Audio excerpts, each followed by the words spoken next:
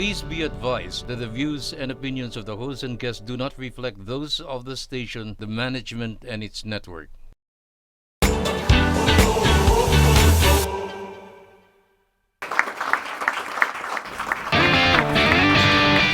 You are still watching Millennial TV. Ayan, kanina pa tayo nag-uusap. And out of my curiosity lang, how did you learn how to speak Filipino?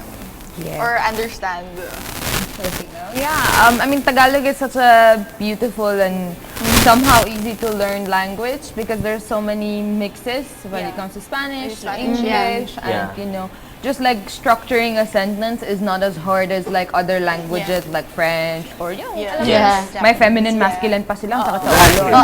Kaya French. Ano lang Well, actually, moreno. May mga ganyan din. Pero not all. Not so intense. So when I was really young, I was 11 years old and I got to the Philippines and I was like feeling like an alien talaga. 11, so that's high school. Grade 6, elementary. I was really small. I didn't know how to speak English or Tagalog, but Filipino was being so kind. I used to have a teacher, yung professor ko, yung teacher ko na nung grade 6, na sobrang tinulungan niya ako. And then when you were younger, kind of I think your brain is it's more less yung laman. Languages. Mas madaling matuto and So it was like after 1 year, marunong na ako mag-English in a way, like how to talk English and how to write it, of course. And then by the time that I was like second year high school, I could understand Tagalog already. Yeah. And then me being the madaldal person that I am, Correct. pinilitan ko talaga mag-Tagalog. So I started practicing. And of course, at first it was like really hard kasi mali-mali yung grammar ko. Yung napupunta, yung mga ganyan na words. Oo, I didn't know how many pupu I should put before the pupunta. Mahirap naman din talaga ang Filipino grammar. Very rich fair, Filipino language. Kung talaga maging strict ka. Yeah, exactly. But eventually, I got the hang of it. And then, it's so nice kasi sometimes I walk into a room, tas parang feeling nila, hindi ako marunong mag-Tagalog. So parang, uy, tingnan mo, ganda-ganda niyo. Ako naman, uy, marunong ako. Napapahiya sila. No, it's fine. They love it naman. Kasi syempre pag dito po nakita natin agad na foreigner, isip natin, dito nakakaintindi.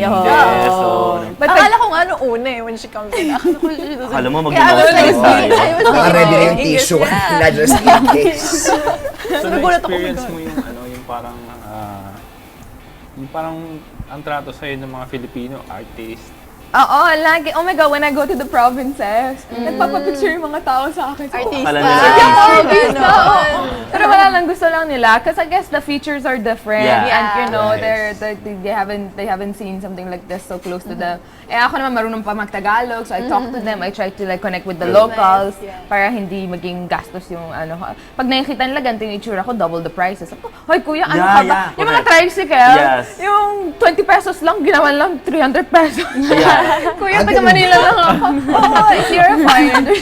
Yes, actually, there are some people who take advantage. Or yung iba naman ang tingin nila, di ba meron tayong colonial mentality na kapag foreigner, parang we give everything kasi parang gusto natin sila impress or we get validation from them. Pero which is fine kasi every expat that travels to the Philippines, we would like to give back. Like, alam mo, every time that I go, especially like, you know, some of the islands that we've been through, like, traumatic events, you know, talagang I try so hard to give back. Pero huwag mo ko lukuhin, di ba? Yeah. Sabi mo yung mga price, dagdagan ko na lang. Yes. Have you tried beauty pageants? No, because I'm not Filipino nga. Yeah. Oh, okay. So modeling lang talaga yung pinaka-gig mo dito na. Modeling and hosting and you know, just generally event organizing also. Oh, so you tried modeling? Yes. So how was it? Working with brands, brand ambassador. So it's kind of easy because you just have to have a certain product knowledge and then ipapromote mo lang yung brand. You know, right now a lot of influencers are doing it na rin. More ads. Yes. For I do the expos sa World Trade. So it's fine. There's a lot of opportunities. There are actually a lot of foreigner models and hopefully more are flying in. Filipino brands are open to like foreigners and right now they're very inclusive na.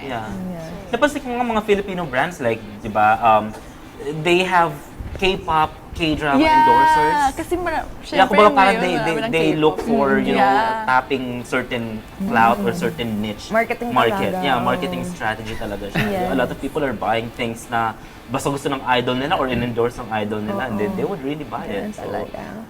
It's a nice industry to be in naman in general. Marketing, events, and all of that. I think you fit Entertainment. for it. Aside from that, ano yung dream mo when you were a kid? Na parang feeling mo, kasi Yeah. dentistry yung dad mo. So, Oo nga have you eh. ever considered na medical? Naku, takot ako sa dugo. Parehas tayo, same. Pag nakikita ko dugo, magalang sa'yo. As in, Yeah, di ba? Like, relatable scary. ba? Sis naman. Oh my God, besties na sila after nitong show na yun. Hindi kasi curious ako kasi a lot of people na Yeah. nasa-stereotype na kapag if you're pretty, if you're hot, parang model-model lang to or mga very superficial. But I know a lot of people who are very intelligent or into professional. I mean, na iba yung career nila. Yeah. So, ikaw, ano yung iniisip mo sana before? Yeah, so definitely, my parents wanted to encourage me, diba, to do medicine, of Med school, course, yeah. because there's like a certain level of security pagtanda mo, yeah. diba? If you study Yeah. this amount, this many years, Yeah. and then magtatrabaho ka, you can give back to your family and you have a good career. But for me, takot ako sa dugo. Sabi ko, pwede ako mag-ano na lang, whatever I like, which is Yeah. traveling. Yeah. So that's why I ended up taking travel management in UST. And then after You that, had masters. yeah, yun nga. Yung masters ko, sabi ko, I have to relate to my parents, which my dad, who's a Yeah. dentist, and my sister, who's a nurse, who wants to become a doctor. Sabi ko, gusto ko makarelate. so I took healthcare management, which is like on the business side Yeah. of hospitals, mga may ganun ganon. pala. Meron. And it's actually like a qualification kung gusto mo maging manager or like part of the one of the departments in the hospital. Kasi doctors, of course, and nurses, they give so much when it Yeah. comes to taking care of us. But at the end of the day, it's a big industry and, you know, Yeah. hospitals need to be run, mga Yeah. ganyan. So there's a business side to it Yeah. naman. So You really I wanted ventured that way. to study grad school ba? Or parang dahil Yeah. na-bored ka lang? Hindi, Or gusto ko na-pressure. talaga kasi ganyan sa culture ng Iran. Hanggang kaya mo, my dad is like, I will not pay for your rent or for your shopping, but I will pay for your school. So parang I was like, okay. Pero sa inyo, parang, is it also like in the US, na parang once you reach 18 years old, you're out of the house? Yes. Go on your own and live. That's the one culture that's very different from Yes. Filipinos. Oh. Because Filipinos, they stay together as a family for as long as they can, I think. Even if they can't. Yeah. They force themselves to live together. One, compound. Exactly. Compound ka na. Magtoksikan tayo. You know, di ba? You observe. But I think more in the Western culture or like in the Middle East. They're talagang liberated. I hope when I was like 18, I had that sense in me na I don't want to be under the wings of my parents anymore. Yeah. Like I know that I have their support, Yes. pero Yeah. I would much rather support myself and see if I can stand on my own 2 feet. And the thing is that in the Philippines, we have this thing na breadwinner, diba? Where Yeah. pag ano ka na, pag 18 ka na or pag nakakuha ng trabaho, you need to be You taking support care of your your other so parang siblings, wala nang trabaho yung tito mo, tatay mo, ikaw na lang nag Correct. So parang correct. for me, that was a little bit of a hard pill to swallow. Cause, And that's so unfair. di yun ba? nga You eh, didn't ask it for takes it. a little bit much away from Yeah. that young person who can do so much. Pero Yes. parang nag-stuck na lang siya sa isang minimum paying wage thing when he had the talent to like, you know, put up a business or something like that. Pero dahil kailangan niya palakihin or put him through college yung mga siblings niya, that opportunity was taken away from him to put his money to like, you know, a Right. business. So that was like a culture difference for me that I saw here in the Here in the Philippines. Philippines. Yeah, which is different totally from like Westerns or Middle East. But it's still nice kasi again, family-oriented yung mga Filipinos which in the long run will be a good thing for us. Yes. There's a benefit naman Yes, there is. to it. And, Yeah, because you always have people to take care of you. Diba? Parang there's always like people who love you in the Filipino family.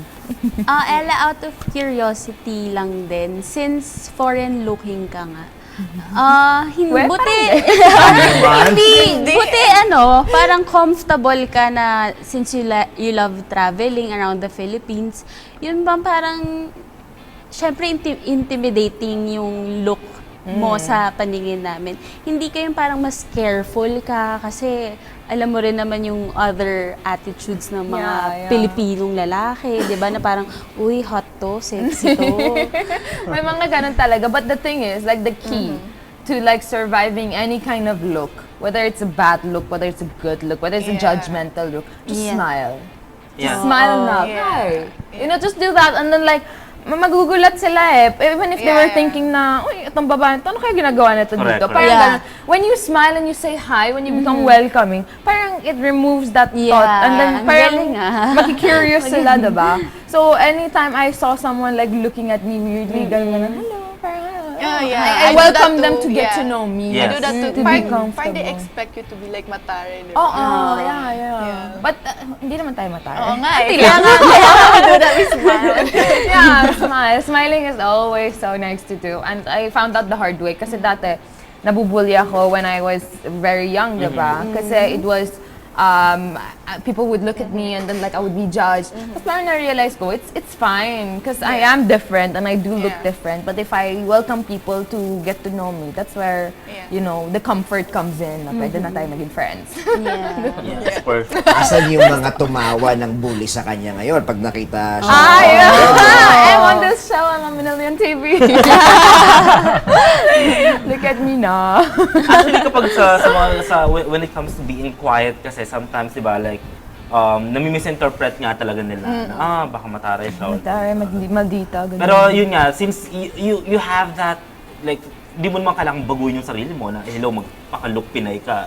Kasi that's just who you are. Intimidating for some people, but ang church nga yan, to smile kind, and to meet them halfway. Like, minsan nahihirapan sila mag-climb up, you go down. Yeah, exactly. And kausapin mo sila in their language. Kaya kapag nagta-travel din ako, I'm very much, parang gusto kong malaman lang, ano yung mga basic, in Cebuano, or ano mo yun, in Bicolano. Anong perception ng foreigners sa Filipinos naman? Because we talked about how someone that looks like we that perceive can be them, intimidating. Ano kaya perception naman ng mga tao from other countries pag nakikita nila yung mga Filipinos?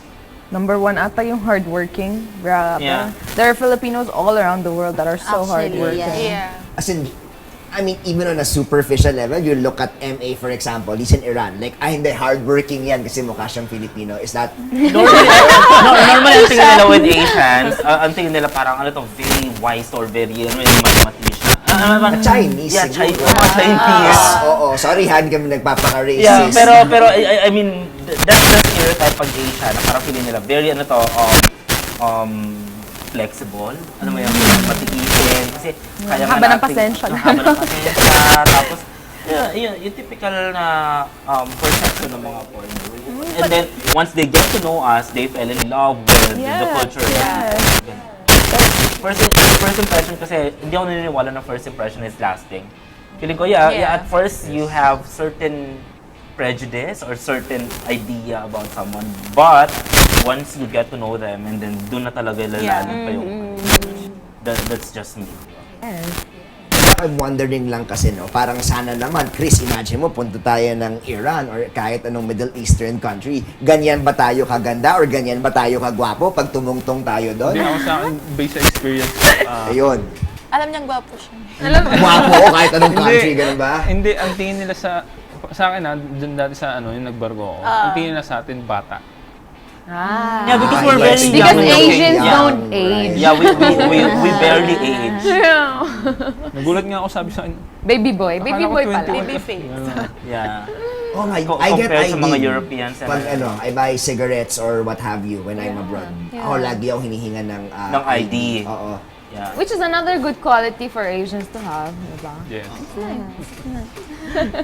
Ang dami pa. Actually, when it comes to talking about travel and leisure or culture, sobrang wide ng topic na yan. And I'm very, very happy for having you here. Yeah, And nakakatuwa sobrang, na parang nakuha niya na yung culture ang dami ng nating mga topics na sobrang bigat Pilipino. pero naging light siya. Yeah. Lalo na si Chris, tahimik na si Chris pero ngayon parang Oo, parang mas ganado magtanong si Chris ngayon no? Pansin mo. Kaya pa ako kanina tatanungin.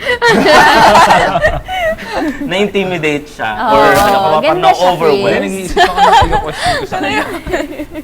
O sige, Ayan na. i-exit mo na. Ayan, isang oras na naman ang lumipas mga millennials. Thank you again, Ella. Ella. Ayan. Ella. So, thank you millennials for your support and for joining us weekly here on Millennial TV.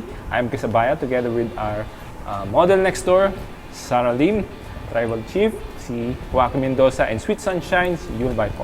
And of course, yung ating Real Talk Master, si M.A. Yes, don't forget to follow, like, and subscribe to our Facebook page and YouTube channel. Just search GNN Millennial TV and catch us every Sunday, 8 p.m. here on Golden Nation Network, GSAT Channel 1. Thank you again for supporting our show, and I am M.A. See you guys again next week here on Millennial TV. This is our time.